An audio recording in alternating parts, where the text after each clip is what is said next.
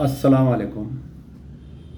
जैसा कि आप लोग जानते हैं कि आज जो है 17 मई है और कल जो है 18 मई है। तो 18 मई जो है बहुत अहम दिन है, ख़ास तौर पर जो हमारे हैदराबाद की तारीख़ रही है और तेलंगाना यानी यूनाइटेड आंध्र प्रदेश के अक़लियतों के लिए बोलिए, क्योंकि 18 मई के दिन जो है मक्का मस्जिद 400 साल क़दीम मक्का मस्जिद में बम धमाका हुआ था। और उस बम धमाके में जो है तकरीबन मैं समझता हूँ कि जो पुलिस फायरिंग में पहले तो बम धमाका हुआ था, 10 लोग जो है 8 स्पॉट पे डेड हुए थे, बाद में 2 हॉस्पिटल में मरे। और जैसा ही बम धमाका हुआ, मुसल्लियाँ बाहर भाग रहे थे। एक सोची समझी साजिश के तहत मुसल्लियों पर जो है पुलिस फायरिंग की गई और उस पुलिस फायरिंग में भी तकरीबन 8 लोग ज़ख्मी हुए, शहीद हो गए थे। और मुसलसिल कई दिन तक जो है तकरीबन 60 से 70 लोग ज़ख्मी थे, हॉस्पिटल्स में थे, कई लोग परमानेंट अपाहिज हो गए। तो जब मक्का मस्जिद का ब्लास्ट होने के बाद में उस वक़्त पे कांग्रेस की सरकार थी यूनाइटेड आंध्र प्रदेश में, चीफ मिनिस्टर राजशेखर रेड्डी थे, जाना रेड्डी होम मिनिस्टर थे और डायरेक्टर जनरल ऑफ पुलिस हमारे एम ए बासित साहब थे और आपके बलविंदर सिंह उस वक़्त के कमिश्नर ऑफ पुलिस थे। बम धमाका होने के बाद में कुछ ही देर में कुछ पुलिस के आला ओहदेदार मीडिया चैनल पर आए, आकर ये बोले कि ये जो है हुजी तंजीम बांग्लादेश की है और शायद बिलाल का हाथ है इसके अंदर, बोल के विद इन 10-15 मिनट्स में इसके बारे में कहा। और जो 2 बम धमाके हुए थे अंदर और एक जो है अनएक्सप्लोडेड बॉम्ब निकला था, इसकी तहकीकात स्टार्ट की गई, कई टीम्स फॉर्म किए, क्योंकि पुलिस के आला ओहदेदार शक की सुई जो है मुसलमानों की तरफ बताए थे हुजी तंजीम।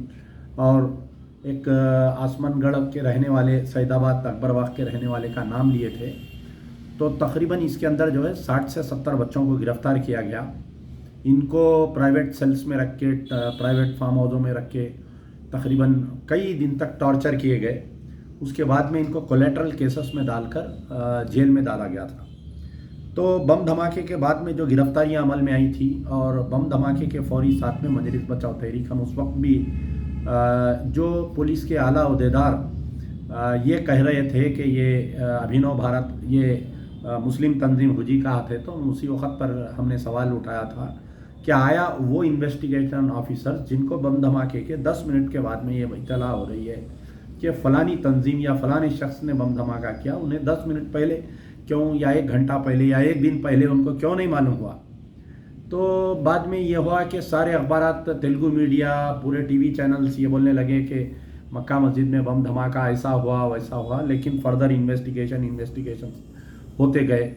और मैं समझता हूँ कि इसकी तहकीकात जो है सीबीआई को दे दी गई थी। जो बम धमाका हुआ था उसकी तहकीकात सीबीआई को दे दी गई थी और जो अनएक्सप्लोडेड बम था उसकी still Hyderabad police special investigation team के पास ही थी।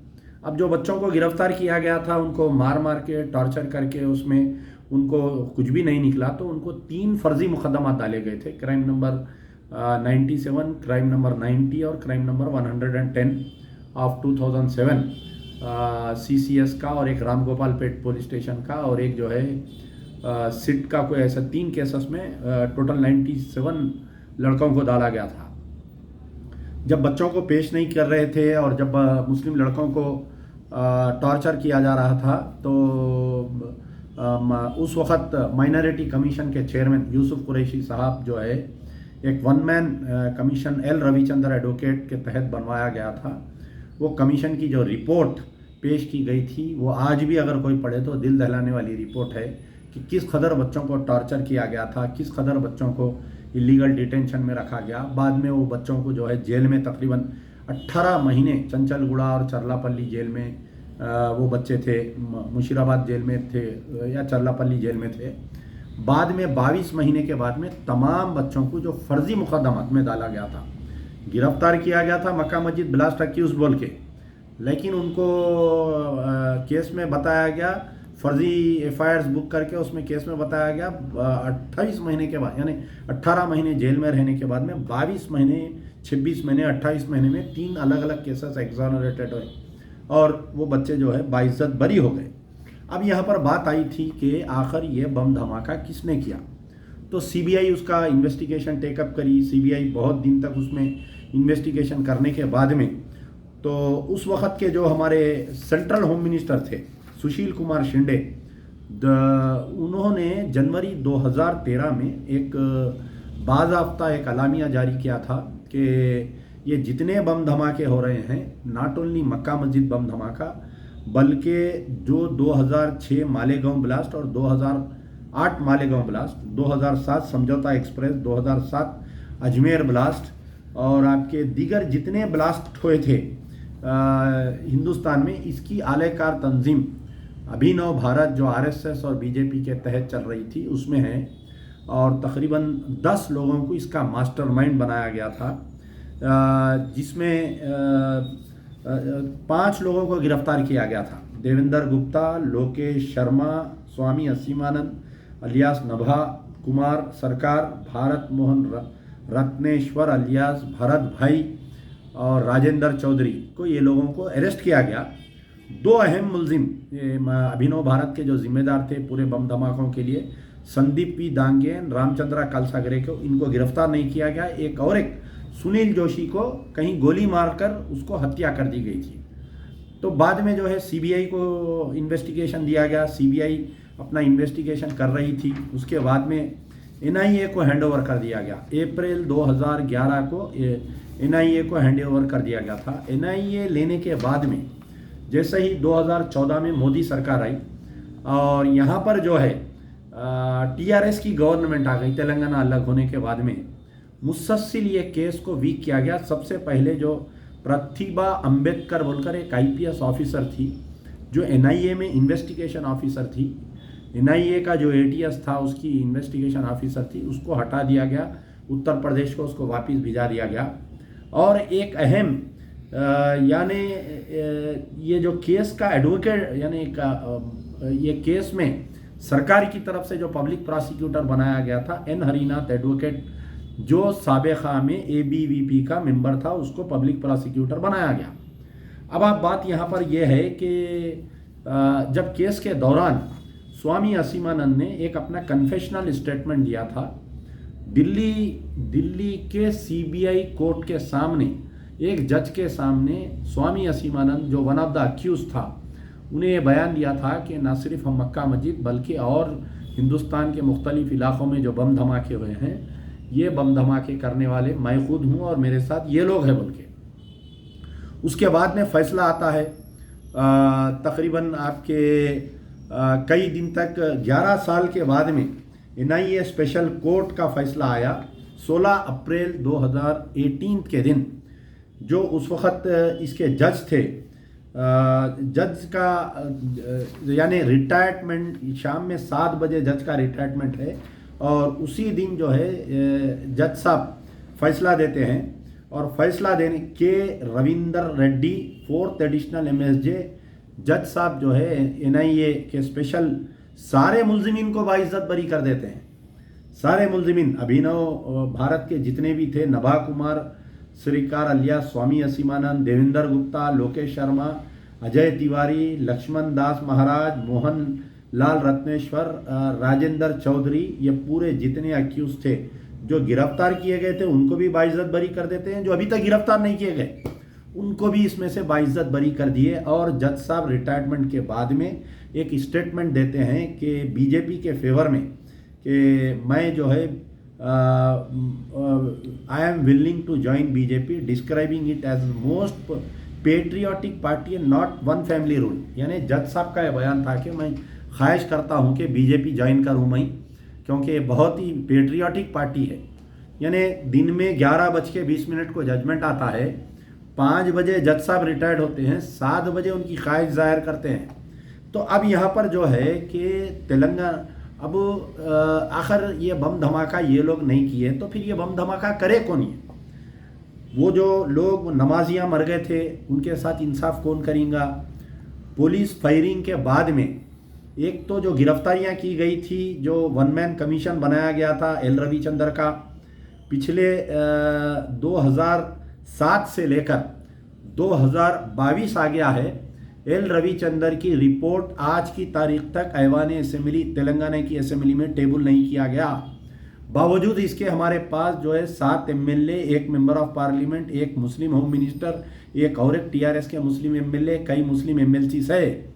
आज की तारीख तक किसी ने यह आवाज़ नहीं उठाई कि one man commission report of L Ravichandra, जो मुस्लिम बच्चों पर जुल्म के खिलाफ में जो कमीशन बनाया गया था, उसकी रिपोर्ट अभी तक नहीं दाखिल की गई। फिर उसके बाद में भास्कर राव कमीशन की एक रिपोर्ट आई थी कि मक्का मस्जिद बम धमाके के ऊपर जो भास्कर राव कमीशन की रिपोर्ट बनाई गई थी, कि वो रिपोर्ट को भी आज की तारीख तक जो है ऐवान असेंबली में नहीं की गई। फिर हम दावे करते हैं कि चीफ मिनिस्टर सेकुलर है, हम जो है मरते दम तक सीएम केसीआर के साथ में रहूँगा। एक बड़े भाई बोलते हैं और छोटे भाई बोलते हैं, हम जिसको चाहे उसको तख्त पर बिठा सकते हैं, हम जिसको चाहे उसको तख्त पर लिटा सकते हैं। अरे मक्का मस्जिद का तख्त जो है बम ब्लास्ट में टूट गया, वो तख्त को तुम नहीं बना सके अभी तक, और आप भी ऐसे बातें करते हैं। अब यहाँ पर टीआरएस का क्या रोल है? चीफ मिनिस्टर के चंद्रशेखर राव साहब का बहुत बड़ा रोल है इसके अंदर, कि आप जो है देखिए कि जब से टीआरएस की गवर्नमेंट आई है, चाहे वो आप किशन बाग की फायरिंग का मसला रहो, चाहे आप वटोली में कातिलों की बाइज्जत बरी का मसला रहो, चाहे वो मक्का मस्जिद ब्लास्ट केस के मुलजिमीन का, तो स्टेट गवर्नमेंट का ये कोई मुस्लिम एमएलए या मजलिस इत्तेहादुल मुस्लिमीन या उलमा, मशाइखीन, दानिश्वर, कोई जाके चीफ मिनिस्टर से ये नुमाइंदगी नहीं की है। वो जो इलेक्शन के करीब में जाके सीएम के घर में बिरयानी खा के जो लोग तायद करते हैं, जो तंजीमें, ये तंजीमें जाकर चीफ मिनिस्टर को ये नहीं बोले कि सीएम साहब मक्का मस्जिद में बम धमाका हुआ, ये केस को आप रीओपन करते हुए हाई कोर्ट में अपील पे जाना चाहिए। क्यों नहीं गए भाई हाई कोर्ट में अपील पे सीएम साहब? सीएम साहब सेकुलर है, मैं मान लिया। महमूद अली बोलते कि नंबर 1 सेकुलर है, हमारी नंबर 1 पुलिस है, मैं इमाम ज़मीन बनते उन्होंने झूठ बोलना छोड़ दिया, उनकी फ़िरका परस्ती चले गई बोलते हैं। ठीक है, मैं मान लिया उनकी बात। तो महमूद अली साहब होम मिनिस्टर है, आप ये केस को रीओपन करके मक्का मस्जिद की अपील पे जाना था आप, कि भाई हमारे को लोअर कोर्ट के जजमेंट से हम मुतमईन नहीं है, फैसले से, बोल के।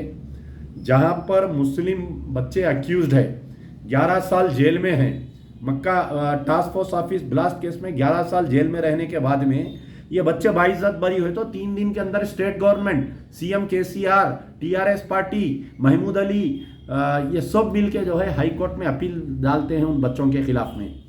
वटोली में जहाँ पर हिंदू फिरका परस्त लोग जिम्मेदार है 6 लोगों को मारने के लिए, वो बाइज्जत बरी है, तो उनके खिलाफ में कानूनी कार्रवाई नहीं की जाती है, हाई कोर्ट की अदालत के दरवाजे नहीं खटखटाए जाते हैं। मक्का मस्जिद बम धमाके में जो लोग बाइज्जत बरी होते हैं, उनके खिलाफ में जो है हुकूमत जो है अपील पे नहीं जाती है। तो यहाँ वाजे हो गया कि KCR is not a secular person. जो केसीआर को सेकुलर बोल रहे हैं उनका ज़ाती कोई मफाद है, इसलिए ये आवाम के सामने आके मुसलमानों के सामने झूठ बोल रहे हैं। जितने तंजीमा, जितने लोग जाके केसीआर की बिरयानी खा के 2014 में, 2019 में, 2018 में उनकी तायद करे, बड़े बड़े तंजीमा है, मैं किसी का नाम नहीं लेना चाह रहा हूँ, इनका ज़ाती मफाद है। इनके सामने 12% रिजर्वेशन नहीं है, हज इनके सामने वक्फ कमिश्नरेट नहीं है, इनके सामने मक्का मस्जिद के कातिलों को बाइज्जत बरी क्यों कर दिए, इसकी अपील पे क्यों नहीं जारी, गवर्नमेंट नहीं बोल रही। मुस्लिम बच्चों पे जो टार्चर हुआ था, वन मैन कमीशन रिपोर्ट क्यों नहीं पेश करे, नहीं पूछ रहे असेंबली में। भास्कर राव कमीशन की रिपोर्ट क्यों नहीं पेश करी, ये सब नहीं पूछ रही, खाली जा रहे हैं, बिरयानी खा रहे हैं, तायद कर रहे हैं, आ जा रहे हैं ये लोग। तो हमारा मुतालिबा है कि मक्का मस्जिद का 2007 में जो बम ब्लास्ट हुआ था और उसका जो फैसला 2018 में आया था, ये फैसला, हालांकि ये जितने अक्यूज्ड है ना ये मक्का मस्जिद ब्लास्ट केस में, इनको दूसरे राजस्थान कोर्ट में इनके ऊपर सजा गिरी। इन पे 2017 मार्च में राजस्थान कोर्ट जो है गुप्ता को और आपके ये अजमेर ब्लास्ट जो हुआ था उसमें सजा दिए। तो यहाँ की कोर्ट क्यों, यहाँ की अदालत सजा क्यों नहीं दे सकी, यहाँ की एनआईए क्यों सजा नहीं दे सकी, यहाँ पर सीबीआई क्यों सजा नहीं दे सकी। यहाँ की स्टेट गवर्नमेंट एक मॉनिटरिंग सेल डालना था। मक्का मस्जिद जो है तेलंगाना की नाक है। केसीआर साहब जब मुसलमानों के साथ हमदर्दी करते हैं तो आपको बतलाना चाहिए कि मैं अमली हमदर्दी करता हूँ। केटीआर साहब का ट्वीट नहीं आया आज की तारीख तक। I am waiting mister KTR, I am waiting for your tweet कि we will appeal in the high court against the exoneration of the accused of Mecca Masjid blast बोल के आप ये कब ट्वीट करेंगे? I am waiting for your tweet कि 2018 judgement में जिसमें मक्का मस्जिद के कातिलों को बाइज्जत बरी कर दिया गया है, हम उसके खिलाफ में हाई कोर्ट में अपील में डालेंगे बोल के KTR साहब ट्वीट नहीं करते। KTR साहब, असदुद्दीन ओवैसी साहब भी KTR साहब को याद नहीं दिलाते, ट्वीट नहीं खेलते। Akbaruddin Owaisi, leader of the opposition, क्या क्या नहीं है आप बताइए। आप क्यों भूल गए मक्का मस्जिद के कातिलों को? आप क्यों मक्का मस्जिद को भूल गए? सारे MLA से तो कोई उम्मीद नहीं है, महमूद अली साहब तो उनसे कोई उम्मीद नहीं है, लेकिन मैं आज भी कह रहा हूं कि अगर ये केस को रीओपन करके ये केस का फिर से ट्रायल किया गया तो सारे ये जितने अभिनव भारत वाले, इनके ऊपर जो है उम्र कैद की सज़ा मिल सकती है। मक्का मस्जिद अपने खातिलों का पीछा करेगी, नहीं छोड़ेगी।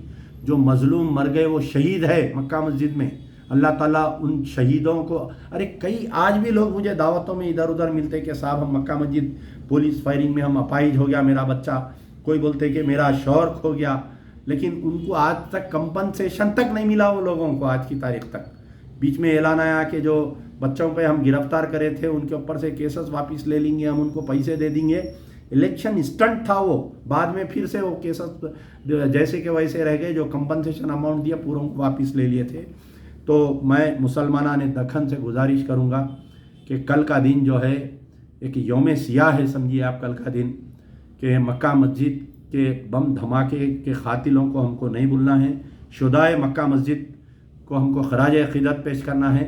कल मैं आप तमाम से गुजारिश करता हूँ कि खुसूसी दुआ करिए कल उनकी मग़फ़िरत के लिए और उन कातिलों के लिए कि अल्लाह ताला उन कातिलों को कैफ़र किरदार तक पहुँचाए जिसने अल्लाह के घर में बम धमाका किया।